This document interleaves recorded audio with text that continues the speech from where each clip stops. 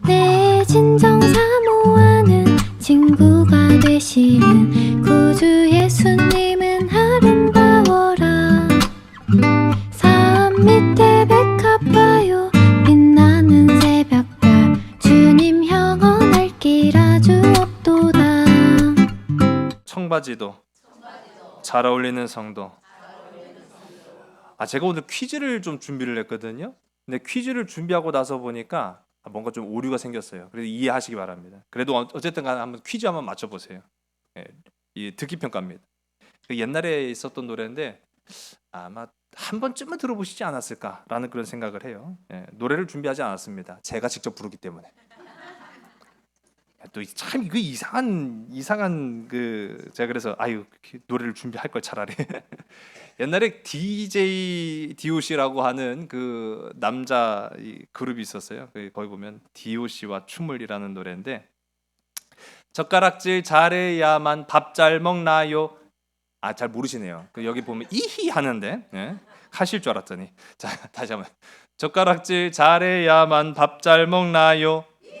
잘하시네요. 다 아시는 것 같아요. 잘못해도 서툴러도 밥 잘 먹어요. 그러나 주위 사람 내가 밥 먹을 때 한마디씩 하죠. 뭐라고요? 우리 권사님 잘하시네. 너 밥상에 불만 있냐?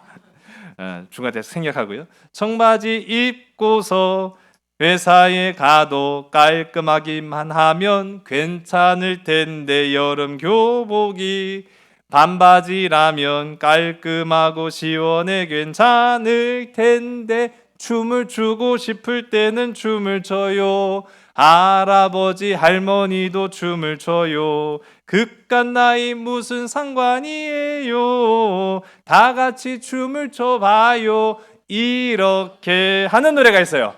이야, 이거 굉장히 기네요. 또 중간에 2번 뺐는데도 불구하고 굉장히 또 은혜롭죠. 또 변진섭이 부른 희망사항이라는 노래가 있습니다. 이것도 오늘 제목이기 때문에. 청바지가 잘 어울리는 여자, 밥을 많이 먹어도 배 안 나오는 여자, 내 얘기가 재미없어도 웃어주는 그런 여자, 난 그런 여자가 좋더라. 더 할까요? 아니죠. 할렐루야. 그런 여자 있죠?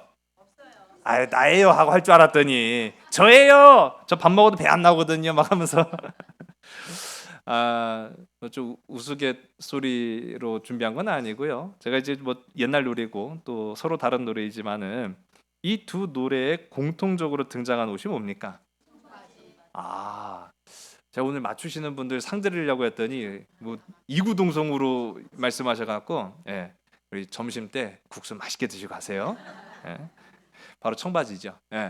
화면에 보시는 것처럼 이제 청바지를 우리가 이제 즐겨 입는 것까지는 아닌 것 같은데 어쨌든 우리 성도님들 입으시면 좋을 것 같아요. 저는 그렇게 또 젊게 우리가 이 청바지라고 하면은 여기에 대한 이미지 또는 편견이 있습니다. 이 청바지 하면은 젊음과 개방의 상징이기도 하지만은 또 반대편으로 보면은 저항 또는 무례함의 이미지를 또 갖고 있기도 해요. 그래서 보통은 이제 공식적인 자리에서 청바지를 입는 것을 굉장히 불편하게 여기는 그런 분들도 계시죠. 그래서 우리가요 공식적인 자리 또는 어떠한 행사라든지 격식을 갖춰야 되는 그 자리에는 드레스 코드라고 부릅니다. 이걸 우리가 우리식으로 표현하는 게 좀 어려워갖고 그냥 영어로 표현하면 드레스 코드인데, 상황에 맞게, 공간에 맞게, 격식에 맞게 옷을 입고 올 것을 요구하는 게 이제 드레스 코드라고 하는 거예요. 가령 우리가 교회를 간다라고 하면은 나시티에다가 반바지 딱 입고 가는 분들은 제가 못 봤거든요. 제 예전에 교회에서 사역할 때 목사님이 아주 강경 보수도 그런 극 보수가 없어요. 거기는요 심지어는 젊은 애들도 절대 염색을 못하고 모자를 못 씁니다. 모자 썼다가는 난리가 나고요. 염색했다가는 그 자리에서 진짜 머리를 밀어버릴 것만 같은 그런 강압적인 분위기를 만들어 갖고 굉장히 엄한 그런 교회 분위기도 뭐 덜어는 있어요. 그런데 그 정도까지는 아니라 하더라도 우리가 어떤 상황에 어떤 옷을 또 어떤 자리에는 어떻게 해야 하느냐 뭐 그런 것들을 이제 우리가 보통 상식적으로 알죠. 그런데 여러분, 하나님 앞에는 과연 어떤 드레스 코드가 존재할까라는 생각을 해보게 됩니다. 여기서 우리 중요한 것은요, 이 격식을 차린다라는 것은 비싸고 좋은 옷을 입으라고 하는 말이 아닙니다. 잘 어울리는, 가장 어울리는 옷을 입으라라고 하는 것이 바로 드레스 코드거든요. 과연 우리가 하나님 앞에 설 때에는 어떠한 격식과 예를 갖추고 주님 앞에 서느냐. 여러분, 오늘 하나님 앞에 선 저와 여러분이 가장 어울리는 옷으로 하나님께 영광 돌리기를 주의 이름 간절히 소원합니다. 우리가 의식주, 제가 여러 차례 말씀을 드렸기 때문에 또 성막을 설명하면서 의식주 한 두세 번 말씀을 드렸던 것 같아요. 사람이 살기 위해서는 반드시 필요한 요소라고 하죠. 의식주. 그런데 이 중에 제가 뭐 여러 차례 말씀드렸지만은 또 말씀을 준비하다 보니까 독특한 차이점을 한 가지 발견했어요. 먹을 것과 지낼 곳이라고 하는 곳은요, 사람만이 아니라 동물에게도 반드시 필요한 겁니다. 동물도요, 먹을 것이 필요하고요, 동물도요, 지낼 곳이 필요합니다. 그런데 입는 것에서만큼은 사람만 입는다는 거예요. 사람만 옷을 입습니다. 이것이 동물과 사람이 확연히 다른 차이점인 거예요. 아니, 동물도 옷 입죠. 뭐 그렇게 얘기하신 분도 있는데, 그럼 뭐 지가 입은 거예요? 입혀준 거지. 사람이 입혀서 입었지 절대 어떤 동물도요 옷을 입지 않습니다. 그런데 이 옷을 입는다라는 것은 그래서 인간만의 특성이다라고 이제 이야기하는 거예요. 그런 만큼 이 옷이라는 것은요, 인간 사회에서 다양한 의미를 가지고 있습니다. 그저 몸을 가리기 위해서 옷을 입을 수도 있지만은 사람은요, 가능하면 내게 어울리고 또 나의 개성을 표현하기 위해서 옷을 입고, 또는 다른 사람과의 관계에 좋은 영향을 끼치기 위해서 옷을 입기도 합니다. 맞선을 보러 가요. 그 맞선을 보러 가면 그 사람한테 내가 더 돋보이고 잘 보이고 예쁘게 보이고 멋있게 보여야 되잖아요. 그래서 추리닝 막 이렇게 막 집에서 입던 거 그냥 그대로 나가면은 저 사람이 나랑 만나기를 원하긴 하는가? 그런 생각을 갖게 되잖아요. 그러니까 한마디로 말하면 관계를 좋게 하기 위해서, 좋은 영향을 끼치기 위해서도 그것을 우리는 옷으로 표현을 합니다. 그래서 서양 속담에요, 이런 말이 있다고 해요. 우리 한번 앞에 거네요. 서양 속담을 보면은 이렇게 이야기합니다. 내가 먹는 것이 바로 나다. 우리가 이제 이 먹는 것과 나를 동일시하는 겁니다. 그러니까 정체성이라는 거죠. 그 음식이, 내가 먹는 음식이 곧 나의 정체성이다. 그래서요, 각 나라를 대표로 하는 그런 음식들이 있지 않습니까? 일본 하면 딱 떠오르는 그 음식 뭘까요? 일본 별로 안 좋아하시는군요. 일본 하면 그 스시, 스시, 그런 유명하잖아요. 우리 뭐 우리나라 하면 딱 떠오르는 음식이 뭘까요? 라면이요? 김치죠? 김치. 제가 준비했던 거하고 달라서 좀 당황했어요. 일본 사람들한테 한번 물어보세요. 일본을 대표로 하는 음식 스시, 우리나라 사람들이 대표로 하면 딱 김치. 야, 니네 나라 스시 맨날 먹냐? 그러면은 일본 사람이 무슨 스시를 어떻게 매일 먹냐고 아마 그런 반응일 거예요. 그러면 니네는 김치 매일 먹냐? 우린 매일 먹거든. 그렇잖아요. 우린 매일 먹잖아요. 그럼 일본 사람들이 나니? 소데스까? 스바라시. 그러는 거죠. 이게 우리가 그런 것만 놓고 보더라도 음식이 곧 나예요. 나의 정체성을 드러내는 것이죠. 먹는 것이 그만큼 중요하다는 겁니다. 근데 이거를 조금 바꿔 말하면은, 제가 아까 조금 잠깐 나왔지만은요, 우리 한번 따라할까요? 내가 입는 것이 바로 나다. 그렇게 표현되는 거예요. 내가 입는 곳이 나라는 정체성을 나타내는 겁니다. 입는 것도 먹는 것 못지않게 굉장히 중요하다라고 하는 거죠. 여러분, 하나님의 사람은요, 그 입은 옷도 그냥 입어서는 안 된다라는 얘기예요.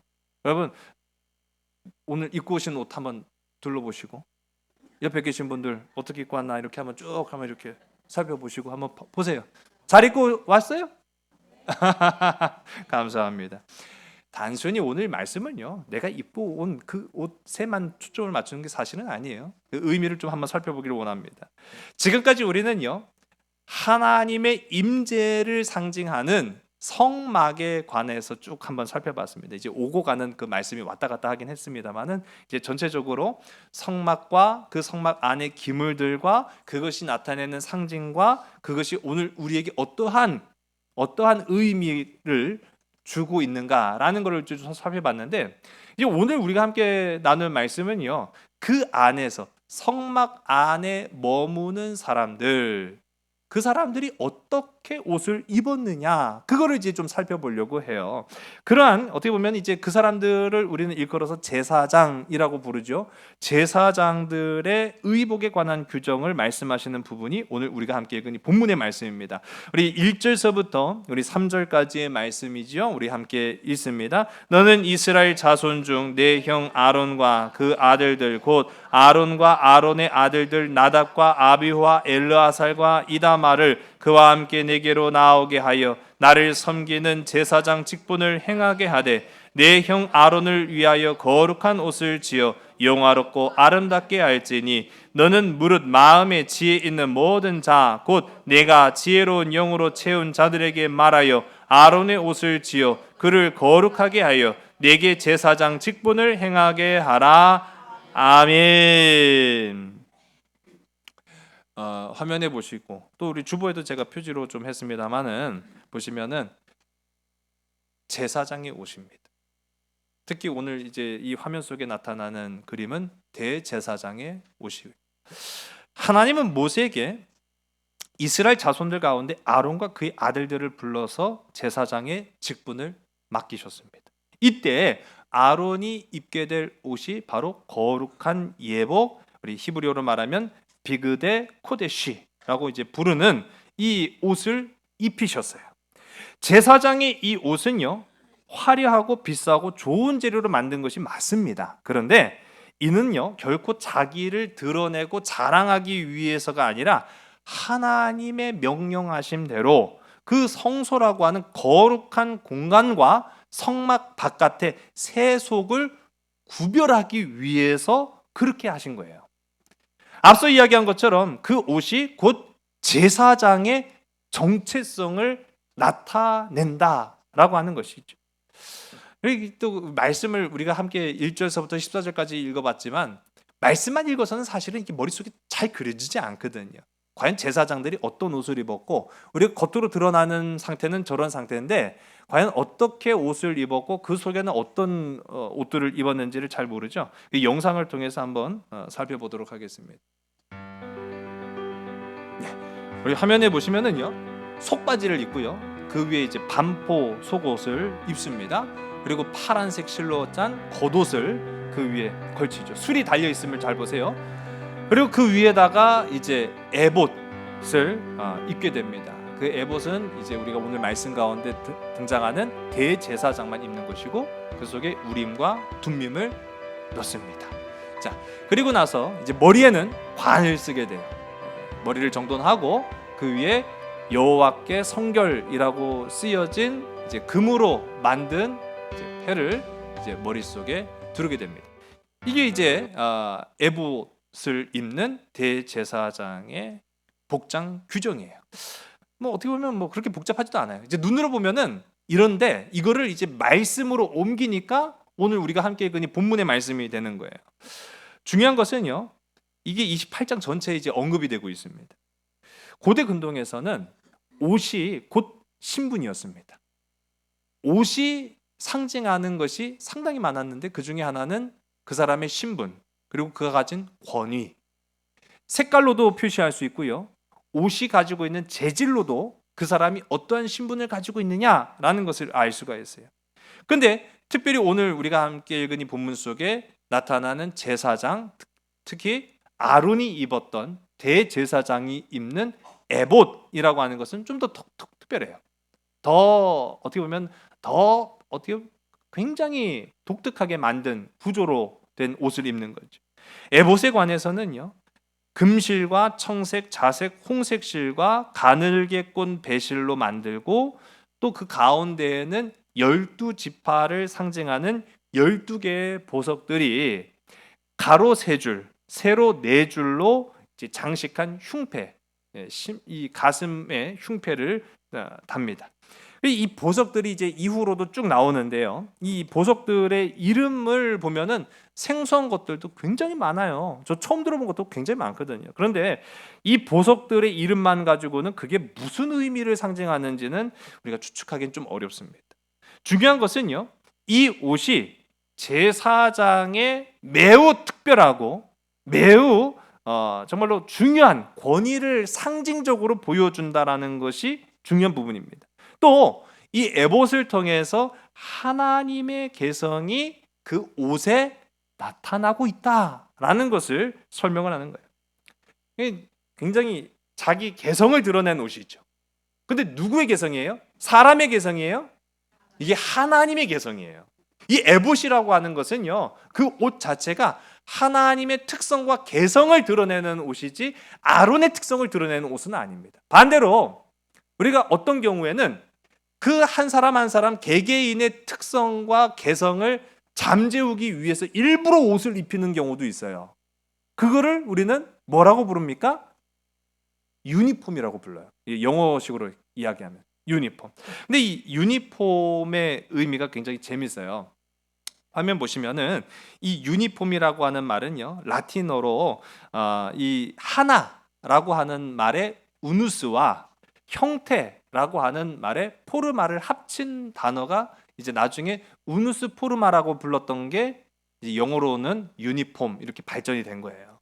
그러니까 하나의 형태를 나타낸다. 한 사람 한 사람이 아니라 100명이면 100명, 1000명이면 1000명 같은 옷을 입음으로 인해서 한 사람 한 사람이 톡톡 튀는 게 아니라 다 하나의 형태를 나타낸다. 그 사람의 개성을 죽이지만 그래도 어쨌든 간에 우리는 하나다라는 것을 의미하기 위해서 입혀놓은 옷이 바로 유니폼입니다. 자, 그러면 인류 최초의 유니폼은 뭐였을까요? 인류가 최초로 입은 유니폼은 무엇이었을까요? 어렵지 않아요. 나뭇잎.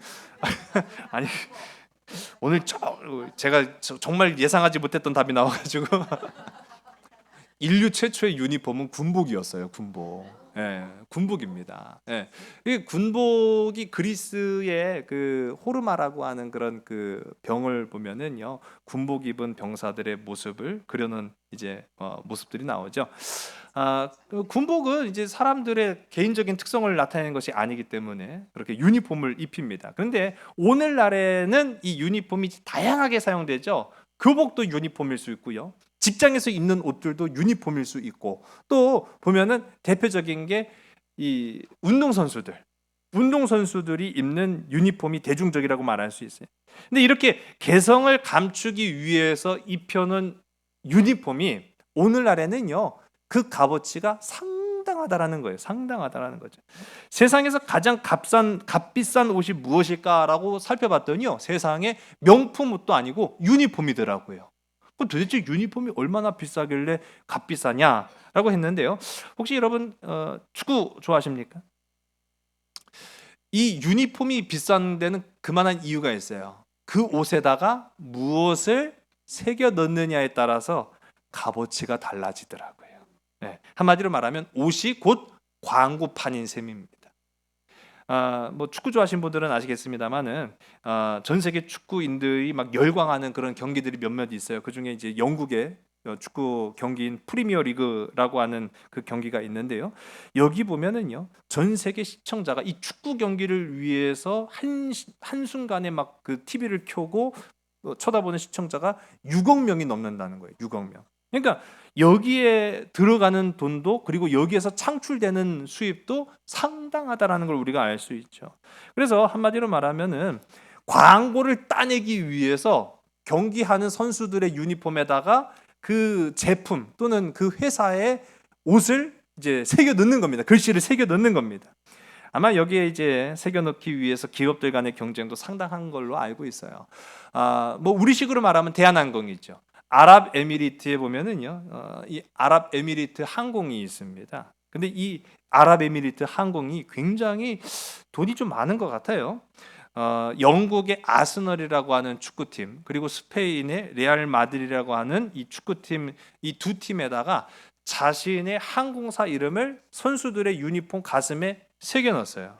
보시면은 이렇게 선수들의 가슴에 뭐 우리식으로 보면 이 아랍에미리트라고 써 있는데 보면 이제 뭐 대한항공 뭐 그런 식인 거예요. 그렇게 선수들 옷에다가 써 넣습니다. 그 대가로 매년 이 아랍에미리트 이 비행사가 선수들에게 축구단이죠. 축구단에게 주는 돈이 각각 500억, 500억이에요. 그러니까 두 팀의 이 광고를 제안했기 때문에 드는 비용은 1년에 1,000억씩입니다. 1,000억씩. 아니 축구라고 해봐 12명밖에 더 뛰어요. 뭐 물론 예비 선수들도 있지만은 보여지는 건 12명 뿐이잖아요. 그러니까 그 12명의 옷을 500으로 하면은 와 진짜 비싼 거예요. 진짜 비싼 거예요. 뭐 굉장하죠. 또 우리나라에도 이제 대표적인 기업이 있죠.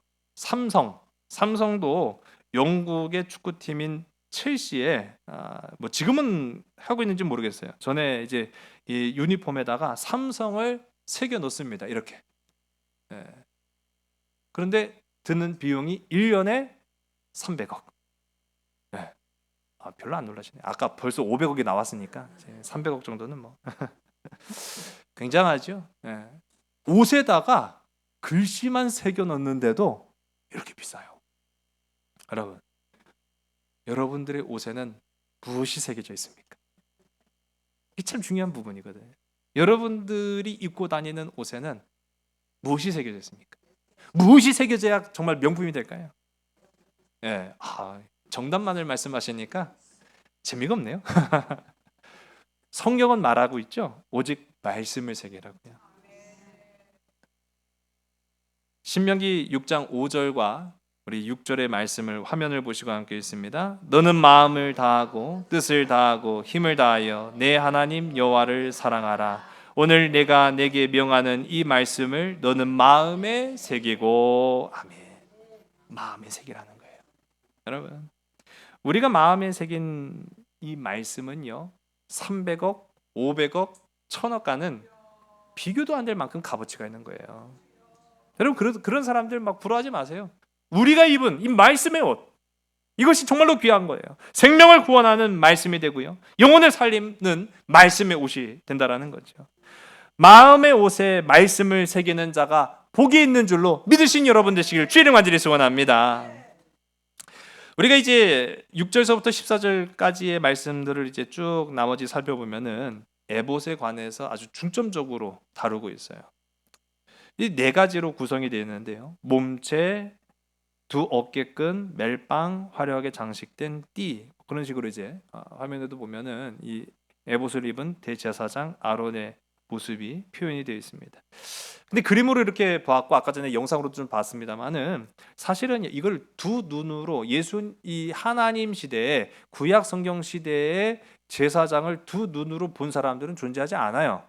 말씀으로만 존재합니다. 그렇기 때문에 사실은 우리가 이 에봇이라고 하는 것이 상체를 치장을 하는 것인지 하체를 치장을 하는 것인지 아니면 몸 전체를 치장하는 것인지를 확실히 알 수가 없습니다. 다만 이제 우리가 본문만 가지고는 이해가 불가능하지만 다수의 학자들은 이제는 이제 그림에서 보는 것처럼 아까 영상에서 보신 것처럼 이제 옷 앞에 마치 이제 앞치마처럼 두른 형태일 것이다. 그렇게 이제 추정을 하는 거예요. 뭐 결국 그게 중요한 건 사실은 아니거든요. 오늘 말씀에 나타나는 그 의미와 상징이 굉장히 중요하기 때문인 거예요. 그리고 이제 이 대제사장이 입은 에봇을 보면은요, 양쪽 어깨에 뭐가 달려 있을까요? 어깨. 멜빵. 그러니까 그 멜빵에 뭐가 달려 있을까요? 그렇죠. 예. 보석에 달려 있어요. 그 보석이 뭐죠? 성경에 나오는데? 예, 호마노입니다. 호마노. 한번 영상을 한번 좀 우리 또 살펴볼게요. 예. 이 영상을 보면은요, 이게 호마노를 제작을 하고 있는 거예요. 그 호마노에다가 뭘 써내고 있죠? 글씨입니다. 그리고 그 글씨는 사람의 이름이고요. 그거를 이제 멜빵 끈에다가 금실로 이렇게 꼬매요. 그렇게 이제 꼬맨 것을 어깨에 금으로 만든 이제 엮은 쇠사슬과 함께 에봇을 연결한 형태가 바로 저런 형태입니다. 이렇게만 놓고 보면 이제 어느 정도 이제 이해가 되죠? 우리 9절과 10절 두 절의 말씀을 우리 함께 읽습니다. 호마노 2개를 가져다가 그 위에 이스라엘 아들들의 이름을 새기되 그들의 나이대로 6 이름을 한 보석에 나머지 6 이름은 다른 보석에 새기라. 아멘. 그래서 앞서 보신 영상에서처럼 이스라엘이 누구죠? 그렇죠, 야곱이죠. 야곱의 12 아들들의 이름을 각 어깨에 6명씩. 뭐 물론 성경에도 나오고 있습니다만은 역사가인 요세푸스에 의하면은 이 6명을 사용할 때 사용되어지는 히브리어 개수는 각각 25개씩이다. 뭐 그렇게 이야기를 하고 있어요. 그렇게 6명은 한쪽 어깨에, 6명은 다른 한쪽 어깨에 이렇게 새겨 넣습니다. 이게 뭐 아무 의미도 없는 것 같죠. 근데 이런 불필요한 것들을 왜 하나님께서 명령하셔갖고 성막 안에 거룩한 장소에서 일하는 제사장들로 하여금 입게 하셨느냐라고 하는 겁니다. 바로 이게 오늘 핵심입니다. 에봇과 이 가슴의 흉패가 중요한 까닭은 이것을 통해 하나님이 기억하시기 때문입니다. 이것을 통해 하나님이 기억하시기 때문입니다. 이 순서를 잘 기억하셔야 돼요. 우리가 옷을 입음으로 인해서 뭐 가령 제가 앞서 축구 선수들 얘기를 좀 했습니다만은 내가 축구 유니폼을 입음으로 인해서 나는 이 팀에 소속된 선수구나 라는 것을 기억하는 게 상식이잖아요. 만일 제사장이 그 옷을 입었다라고 한다면 내가 이 옷을 입음으로 인해서 나는 하나님의 백성이구나 라고 여기는 것이 상식이잖아요. 근데 반대예요. 우리가 이 옷을 입음으로 인해서 하나님이 우리가 하나님의 자녀인 것을 기억하신다라는 거예요. 이거 잘 기억하시기 바랍니다. 순서가 다르기 때문에 우리가 하나님을 기억하는 것이 아니라 우리가 그 옷을 입음으로 인해서 하나님이 우리를 이스라엘 백성으로 기억하시겠다라고 하시는 겁니다. 아론이 성소에 들어가서 하나님의 임재 앞에 설 때에 하나님은 아론의 2 어깨에 달린 야곱의 아들들의 이름을 보시고 네가 이스라엘 자손이구나 라고 하는 걸 기억하신다는 거예요. 하나님 앞에서 이스라엘을 기억하게 하는 장치라는 이 점에서 이 제사장의 2 어깨는 상당히 무거울 수밖에 없습니다. 에봇을 입고 하나님 앞에 서는 제사장은 이스라엘이 하나님의 백성이라는 것을 상기시키기 위해서 하나님 앞에 예배를 거행하게 됩니다. 즉 하나님의 말씀을 마음판에 새기고 살아가는 우리 한 사람 한 사람이 모두 거룩한 걸음으로 살아갈 때 하나님이 보시고 너는 내 백성이구나, 너는 내 자녀구나 라는 것을 기억하신다라는 말씀이에요. 그러니까 여러분, 거룩한 옷을 입는다라는 것이 얼마나 중요한가라는 사실을 다시금 깨닫게 하는 말씀이죠. 하나님 앞에서 이스라엘의 12지파를 기억하게 하는 옷이 바로 제사장의 옷이다라는 겁니다. 여러분, 오늘 이 말씀을 여러분의 삶 속에 적용해 보시기 바랍니다. 여러분, 우리는 왕 같은 제사장입니다. 거룩한 하나님의 백성이며 예수 그리스도의 제자들입니다. 즉 우리는요 예수 그리스도로 옷을 입은 사람이다 라고 하는 거죠. 사도 바울은 예수 그리스도로 옷을 입으라고 우리에게 권하고 있습니다. 갈라디아서 3장 26절과 27절의 말씀을요 우리 화면을 보시고 함께 읽습니다. 너희가 다 믿음으로 말미암아 그리스도 예수 안에서 하나님의 아들이 되었으니 누구든지 그리스도와 합하기 위하여 세례 받은 자는 그리스도로 옷 입었느니라. 아멘. 그리스도로 옷 입었느니라. 뿐만 아니라 하나님의 택함을 받은 사랑받는 거룩한 자답게 동정심과 친절함과 겸손함과 온유함과 오래 참음의 옷을 입으십시오 라고 권하고 있어요. 골로새서 우리 3장 12절서부터 14절까지의 말씀을 우리 화면 보시고 또 함께 읽습니다. 그러므로 너희는 하나님이 택하사 거룩하고 사랑받는 자처럼 긍휼과 자비와 겸손과 온유와 오래 참음을 옷 입고 누가 누구에게 불만이 있거든 서로 용납하여 피차 용서하되 주께서 너희를 용서하신 것 같이 너희도 그리하고 이 모든 것 위에 사랑을 더하라. 이는 온전하게 매는 띠니라. 아멘. 골로새서 3장 말씀 보니까요, 옷을 입고 띠를 매라 라고 이야기하고 있어요.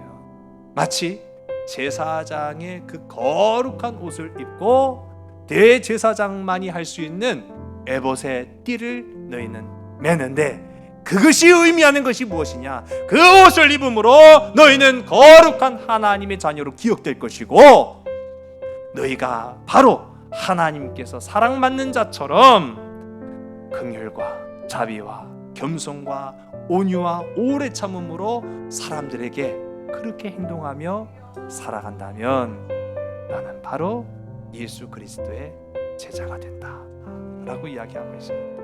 여러분, 비싸고 좋은 옷이 아니어도 괜찮습니다.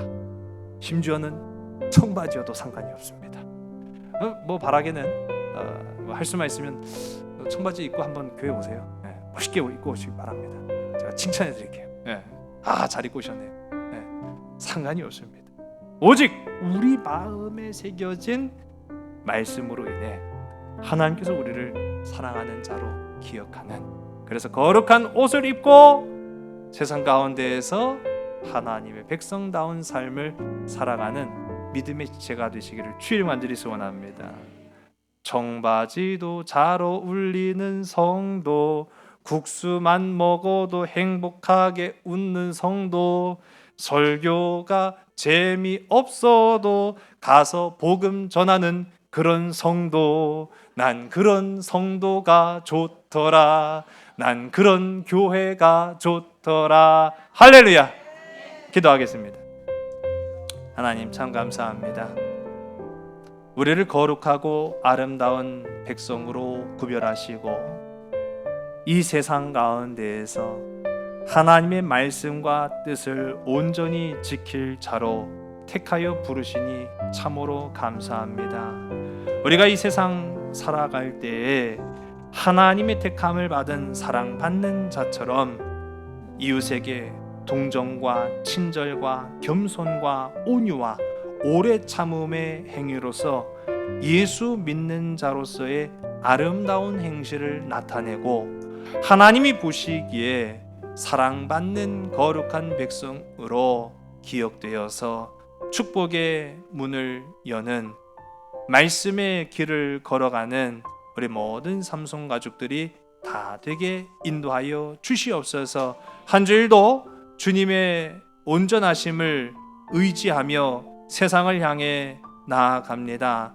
우리의 발걸음 위에 주님 동행하옵시고 우리가 살아가는 세상 속에 직장과 일터와 가정과 모든 삶 속에서 주님의 역사하심을 우리 마음판에 기억하고 되새기며 새기고 살아가는 자들, 그래서 하나님으로부터 말미암은 구원의 담대함을 선포하고 날마다 찬송하며 기뻐하는 자들이 다 되게 인도하여 주시옵소서. 모든 것을 주께 온전히 의탁하오며 참사랑 되시는 나사렛 예수 그리스도 이름으로 감사하며 간절히 기도드렸사옵나이다. 아멘.